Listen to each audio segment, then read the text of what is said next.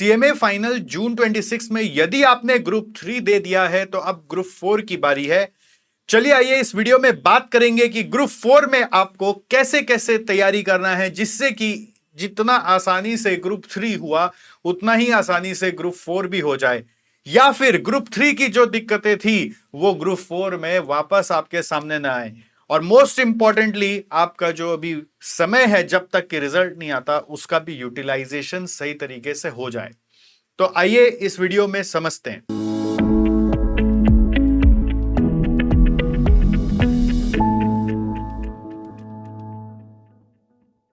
Friends, जैसा कि आप मुझे जानते हैं, मैं हूं आपका सतीश सर और यह है आपका एसजेसी इंस्टीट्यूट, जहां पर हम नर्चर कर रहे हैं फाइनेंस के लीडर्स को सिर्फ क्लासेस के माध्यम से ही नहीं बल्कि उनका पूरा करियर बनाने का यहां प्रयास किया जा रहा है।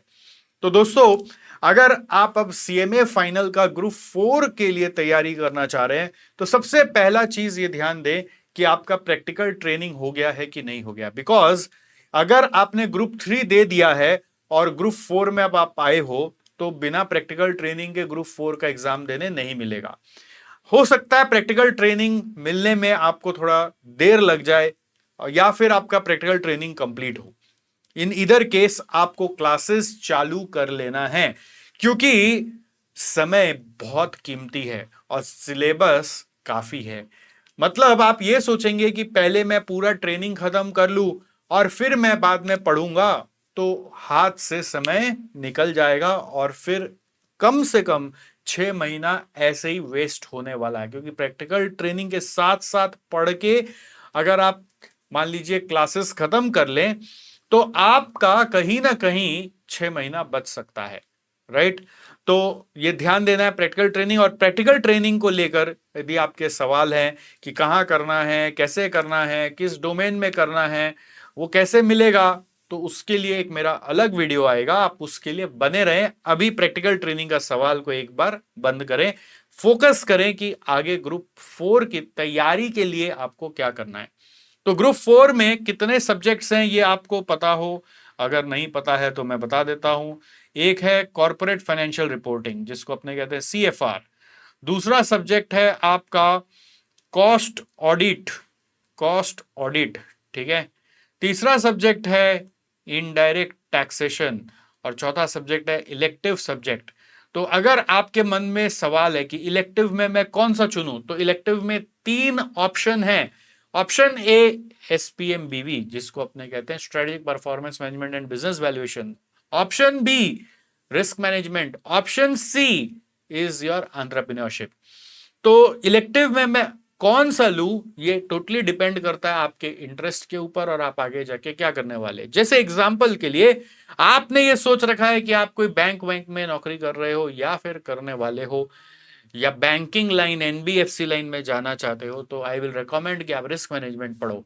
आपने यदि सोच रखा है कि मुझे अपना कुछ करना है, एंटरप्रेन्योरशिप ही करना है, तो अभी तक आपने सीएमए के पूरी जर्नी में एंटरप्रेन्योरशिप ठीक से नहीं पढ़ा, तो एंटरप्रेन्योरशिप पढ़ोगे तो आप जरूर एंटरप्रेन्योरशिप के लिए और ज्यादा इंक्लाइंड हो पाओगे, क्योंकि उतना जो कंटेंट है वो एब्जॉर्ब करते करते कहीं ना कहीं आत्मा में जागेगा।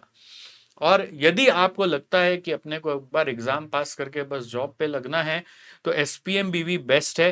बिकॉज एसपीएम काफी थ्योरी है जो कि काफी कॉस्टिंग से मिलता जुलता है, और बीवी जो है वो प्रैक्टिकल है जो कि पूरा एसएफएम से मिलता जुलता है। तो आपको ये कॉन्सेप्ट समझ में आ गया कि आपको कौन सा लेना है।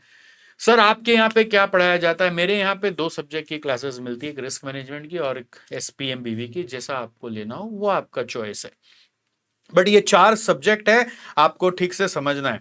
सर इसमें से सबसे हार्ड सब्जेक्ट कौन सा है? बिल्कुल सही सवाल आपने पूछ लिया। सबसे हार्ड सब्जेक्ट जो है वो है वो सीएफआर। यस, ये मैं सच बोल रहा हूं। आउट ऑफ ऑल 4 सीएफआर ऐसा सब्जेक्ट है जिसमें आपको एनर्जी लगाना पड़ेगा, दिमाग को फोकस करना पड़ेगा, और इन तीनों के मुकाबले, बाकी तीनों के मुकाबले इसमें ड्यूरेशन भी सबसे ज्यादा है। तो सीएफआर पे बहुत फोकस करके पढ़ना है, और इसमें कॉम्प्लेक्सिटी भी है, छोटा छोटा बात से काफी सारा चीज अटक सकता है, तो ध्यान से भी पढ़ना है। सर कॉस्ट ऑडिट कैसा सब्जेक्ट है? कॉस्ट ऑडिट जो है वो आपका एक आसान सा सब्जेक्ट है जिसमें ऑलमोस्ट 50% थ्योरी है, 50% प्रैक्टिकल है। जो 50% प्रैक्टिकल है वो आपका कॉस्ट का कुछ इंटर का पढ़ाई से जुड़ा हुआ है, कुछ आपका नया कैलकुलेशंस है जो आप इजीली सीख जाओगे। मतलब इंटर का पढ़ाई और थोड़ा नया कैलकुलेशन और एफएम का भी थोड़ा बहुत एप्लीकेशन जैसा कुछ हो सकता है, उतना ही है कॉस्ट ऑडिट का प्रैक्टिकल।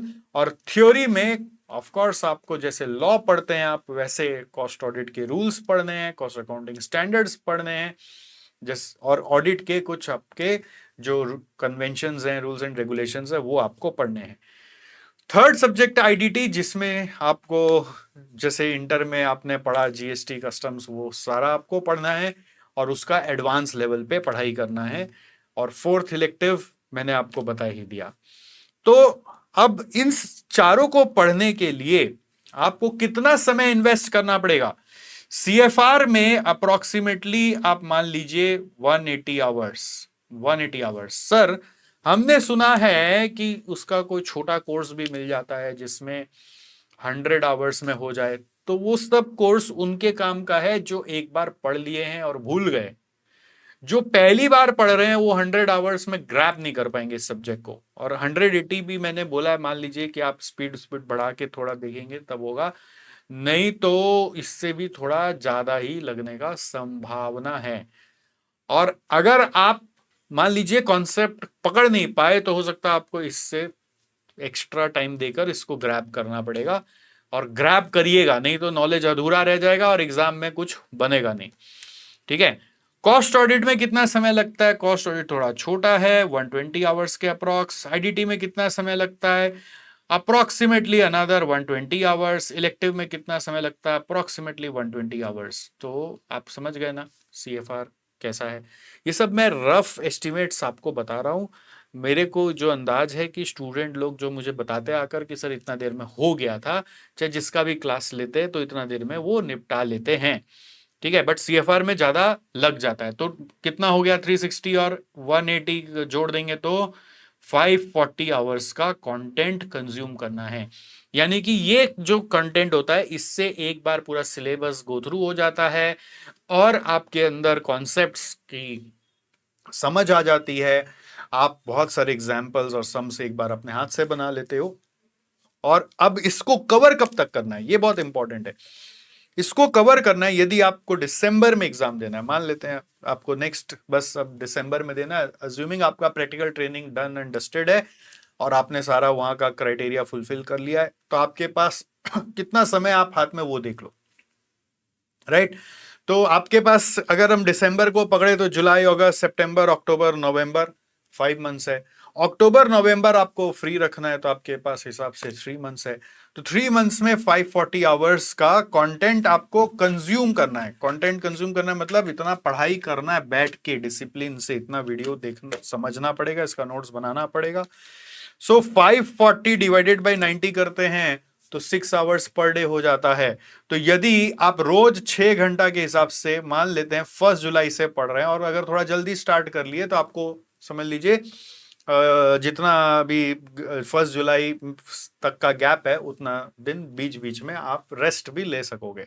बट अगर 6 आवर्स पर डे के हिसाब से भी आप पढ़ते हो, अज्यूमिंग कि भी बचा हुआ दिन किताब आने में लग जाएगा, थोड़ा मोमेंटम बनाने में लग जाएगा, ऐसा कुछ है, तो ये 6 आवर पर डे आपको चाहिए टू कंप्लीट द कोर्स।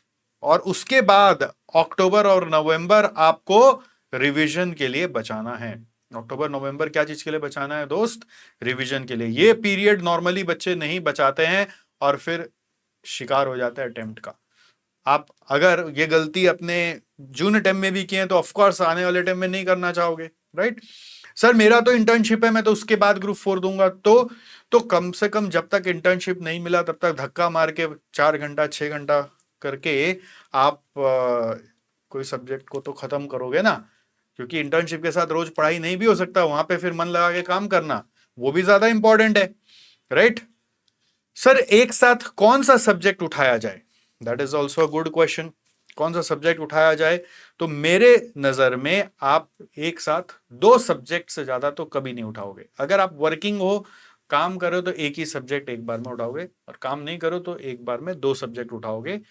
मतलब जैसे 6 आवर पर डे पढ़ना है तो 3 आवर्स इसको 3 आवर्स इसको के हिसाब से आप चलाओगे। एक साथ चारों खोल लोगे ना तो दिमाग सब ऊपर से निकलवा देगा। तो इससे बढ़िया ये है कि 2 सब्जेक्ट चलाओ, उसको खत्म करो, फिर जो एक खत्म हो जाए उसके बाद दूसरा उठा लेना। जैसे CFR और कॉस्ट ऑडिट उठाया, उसके बाद अगर कॉस्ट ऑडिट खत्म हो गया तो IDT उठा लिया, ठीक है।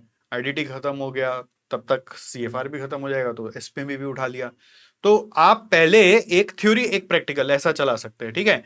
तो CFR और कॉस्ट ऑडिट पहले कर सकते हैं, कॉस्ट ऑडिट थोड़ा थ्योरी है, CFR प्रैक्टिकल है, और इधर IDT और इलेक्टिव सेकंड में कर सकते हैं। अगर आपको क्लास लेना है तो आप क्लास चारों एक साथ ले लोगे तो आपको कहीं ना कहीं कंसेशन मिल जाता है, थोड़ा पॉकेट सेव हो जाता है, राइट। जैसा भी हो, ये मेरा राय है, और आप चाहो तो ऐसा भी कॉम्बिनेशन बना सकते हो कि आपको अगर प्रैक्टिकल पे ज्यादा एम्फेसिस देने का जरूरत है तो आप पहले CFR और SPMB भी कर लो, फिर कॉस्ट ऑडिट और IDT दोनों थ्योरी जैसा है वो कर लेना। मतलब IDT पूरा 100% थ्योरी है, उसमें भी सम्स आते हैं, कॉस्ट ऑडिट में तो सम्स आते ही हैं। तो वैसे भी आप कर सकते हो, IDT कॉस्ट ऑडिट थोड़ा आपको और कंपेरेटिवली हल्का लगेगा। SPMB जो पढ़ना चाह रहे बच्चे उनके लिए एक अलर्ट कर दूं कि आपको FM का अच्छे से हाथ में प्रैक्टिस करके आपको FM का तैयारी करना है। ध्यान रखिएगा, FM का तैयारी हाथ प्रैक्टिस करके BB में घुसना है।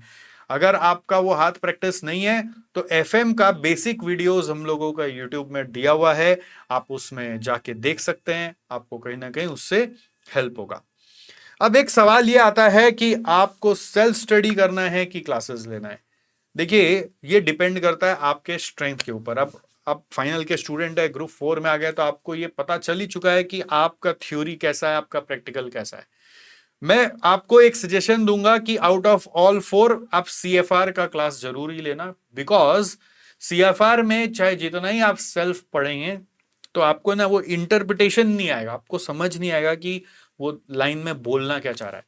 मतलब आप सेल्फ पढ़ के वो डिकोड नहीं कर पाएंगे, ठीक है। तो कोई समझाएगा तभी समझ में ओ ये बोलना चाह रहा है, ठीक है। कॉस्ट ऑडिट 50-50 है, मतलब आप अपने से पूरा मोटिवेटेड हो तो कर सकते हो, नहीं तो आप अगर एक सपोर्ट सिस्टम ले लोगे तो हो सकता है आपका कॉस्ट ऑडिट फास्टर मूव करेगा।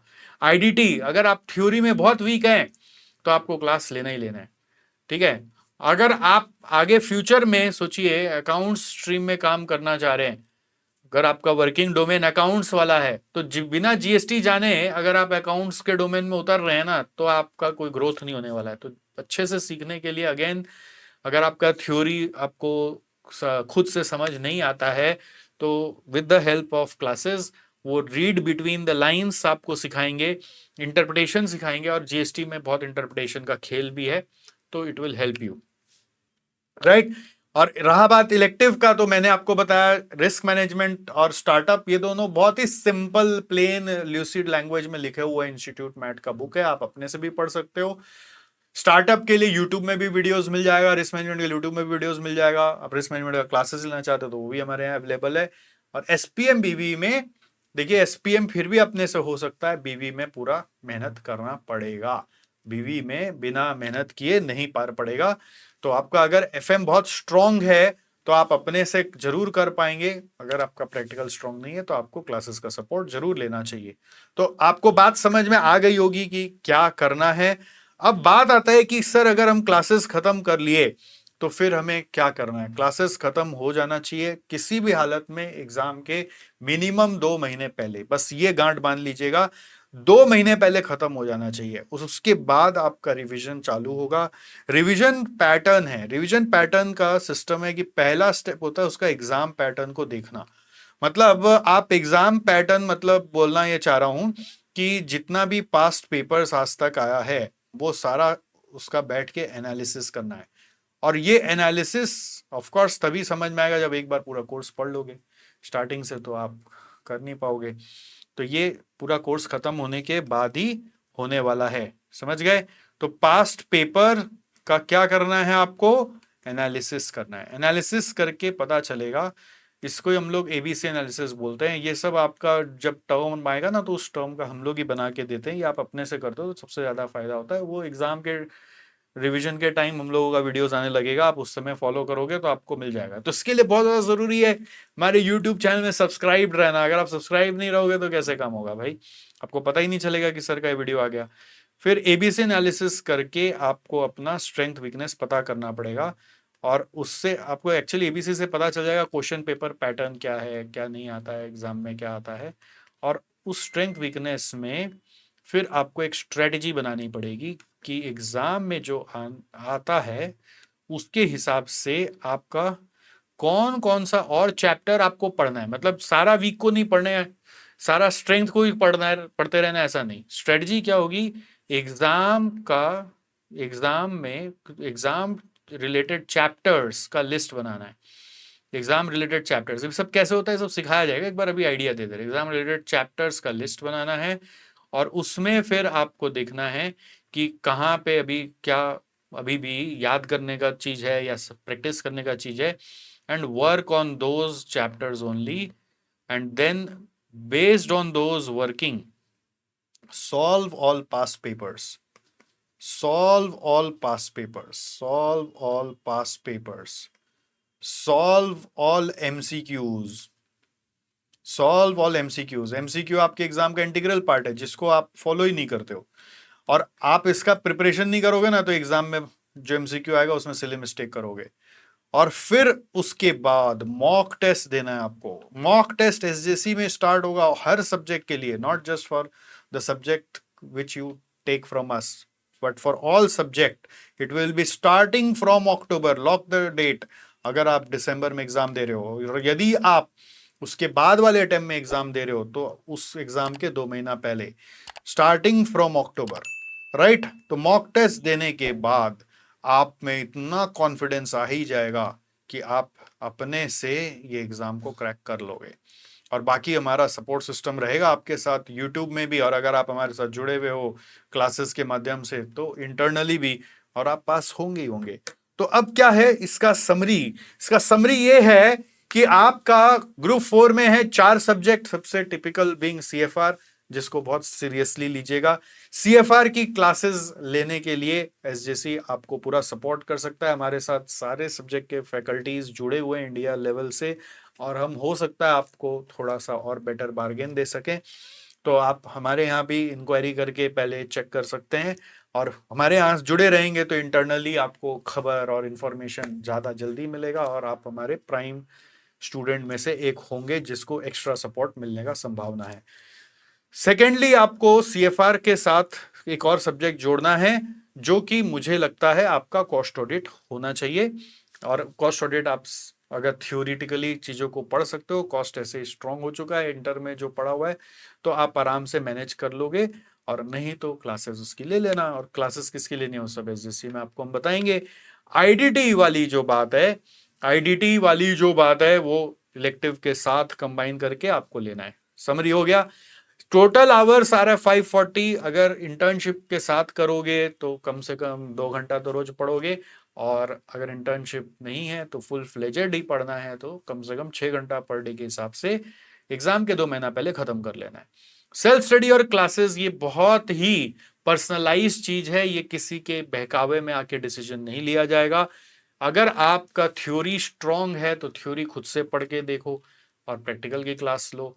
अगर प्रैक्टिकल स्ट्रांग है तो प्रैक्टिकल खुद से पढ़ने के लिए कुछ सब्जेक्ट में जा सकते हो, जैसे कॉस्ट ऑडिट वाले में और बीवी वाले में, बट सीएफआर में मैं सजेस्ट करूंगा कि क्लास जरूर लेना। Right, all right. सो ये हुआ सेल्फ स्टडी वर्सेस क्लासेस, और रिवीजन पैटर्न और एग्जाम पैटर्न का एक झलक आपको दिखा दिया है कि अभी से दिमाग में बैठे, यही फ्लो में जाना है। बाद में भी इस पे वीडियोस आते रहेंगे, और अगर आपको इसके अलावा कोई हेल्प चाहिए तो we are always there. SJC का फोन नंबर है 8100112222। इधर फोन करो और हेल्प ले लो। मुझसे हेल्प लेना है तो मुझे व्हाट्सएप करो, अगर आप मुझे जानते हो, मुझे पहचानते हो, मेरा नंबर सेव्ड है तो। और कुछ कमेंट में अगर कुछ पूछ के हेल्प लेना चाहते हो तो कमेंट में ही ले लो, राइट। बट कुछ तो करो, आगे तो बढ़ो, रुको मत। ये नहीं कि बस अभी तो मैं मौज करूंगा। मौज वेट कर रहा है डिग्री के बाद जिंदगी भर, 30 साल 50 साल, मौज ही मौज है। बट ये समय आपके लिए बहुत मूल्यवान है। Alright, see you soon. बने रहिए हमारे यूट्यूब पे।